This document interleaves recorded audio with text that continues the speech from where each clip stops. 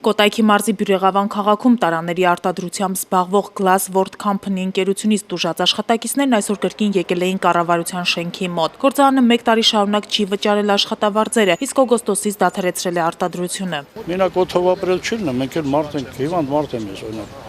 Ամեն օր խափում եմ, այս շաբաթ կլինի, այն շաբաթ կլինի։ Գործարանի տնօրինությունը աշխատակիցների խոսքերով իրենց խոստացել էր մինչև ամսվա վերջ բոլոր գումարները վճարել։ Եկա գումար ունենք ստանալու, չեք կարող ստանանք։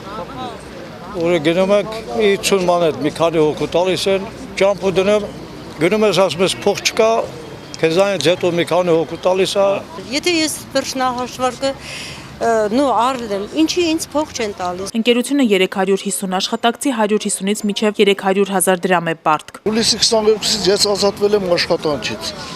Մինչև հիմա իշքան գնացել եմ,